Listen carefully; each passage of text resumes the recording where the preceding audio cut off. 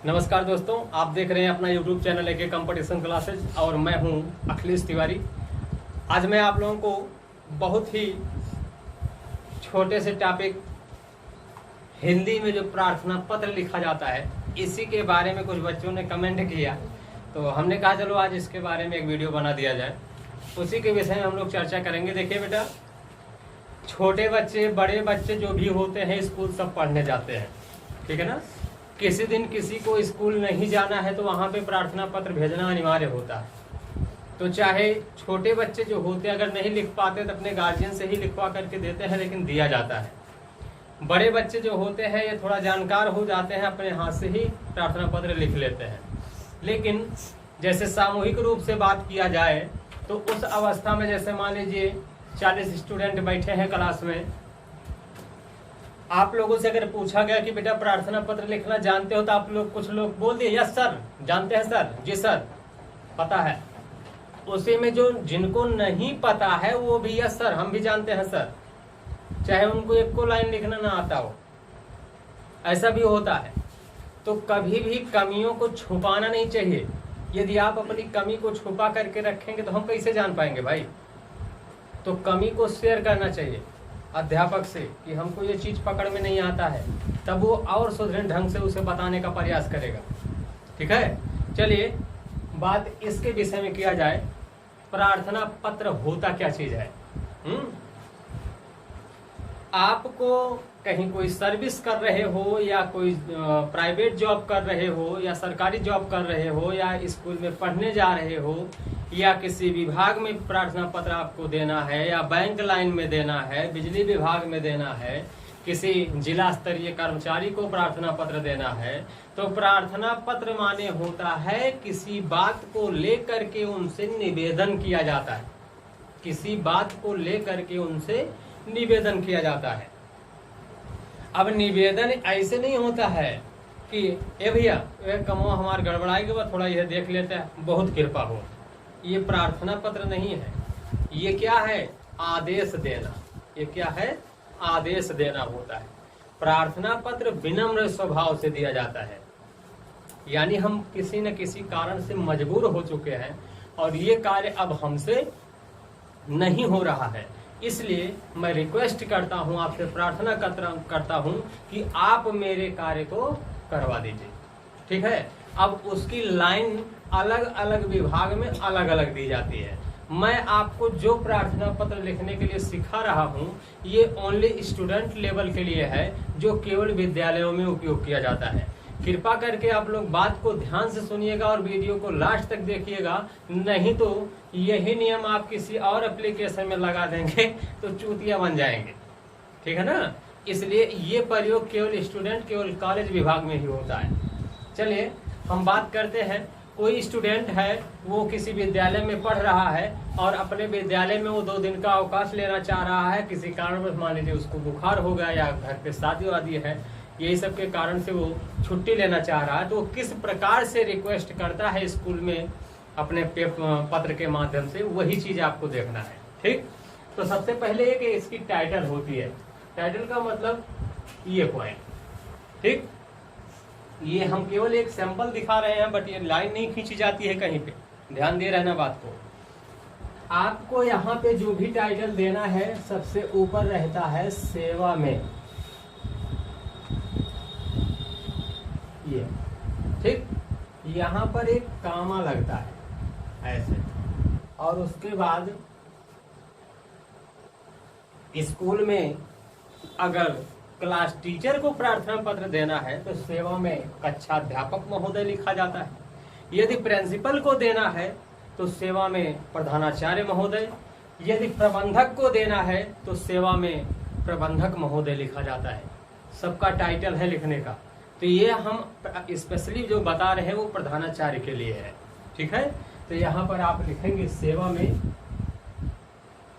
Title देखिएगा कहाँ से लाइन उठाई जा रही है और कहाँ गिराई जा रही है, यही चीज की भूमिका होती है। एप्लीकेशन तो लिखते बहुत लोग हैं बेटा, लेकिन सटीक तरीका नहीं किसी को पता होता है, इसलिए आप लोग भी इसे ध्यान से देखिए। ये अभी हम बता देंगे यहाँ से क्यों इसकी स्टार्टिंग होती है। श्रीमान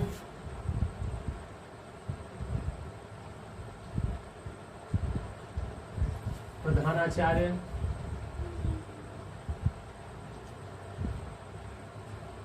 महोदय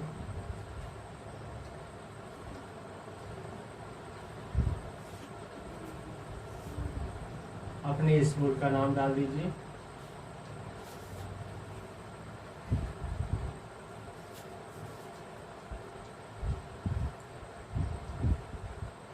ठीक, ये आपका पता हो गया। और उसके बाद यहाँ पे फिर पड़ेगा मान्यवर।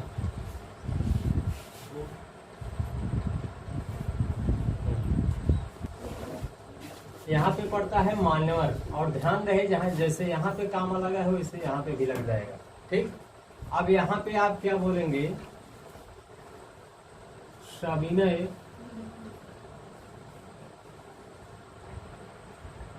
निवेदन है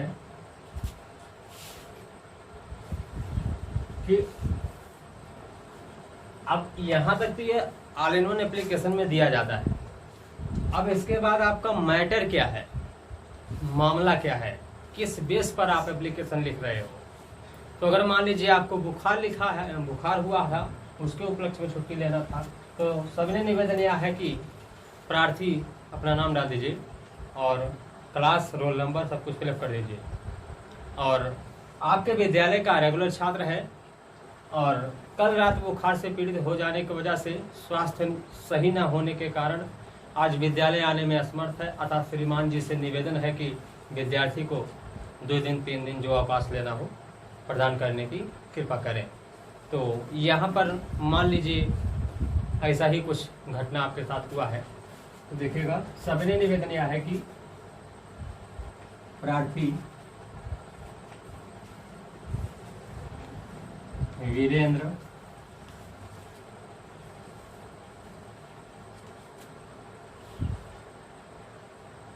कल रात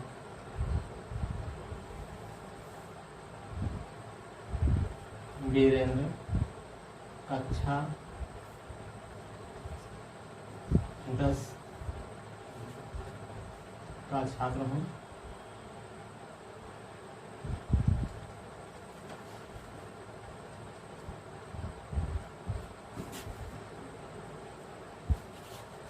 मेरा रोल नंबर 32 है। मैं आपके विद्यालय का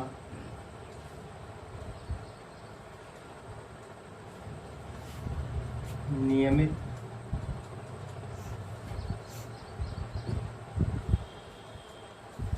छात्र हूँ।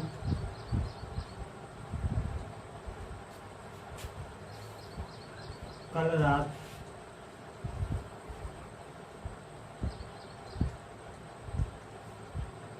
बुखार से, या यहाँ ज्वर लिख दीजिए, सीधी सीधी बात, ज्वर से पीड़ित हूँ।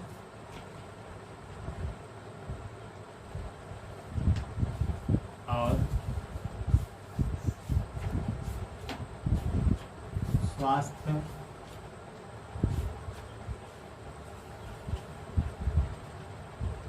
सही न होने के कारण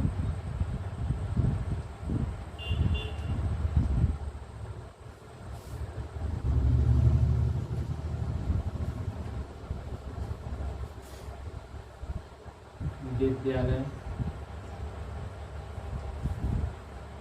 आने में असमर्थ हूँ।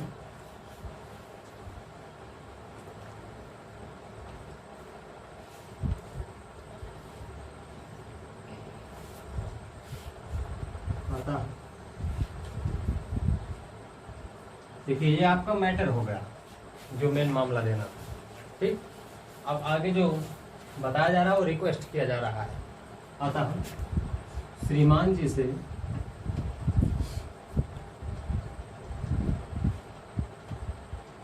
निवेदन है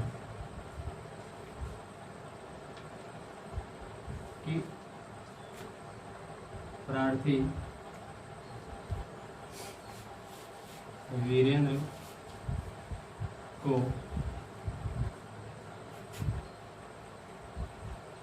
24/9/21 से 25/9/2021 तक अवकाश प्रदान करने की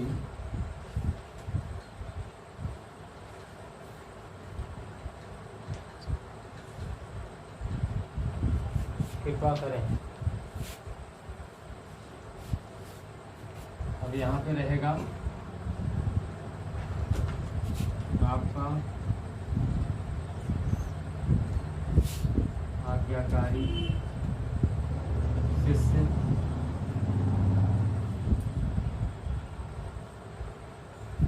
वीरेंद्र, कक्षा 10, नंबर 32। यहाँ डेट डाल दीजिए 24/9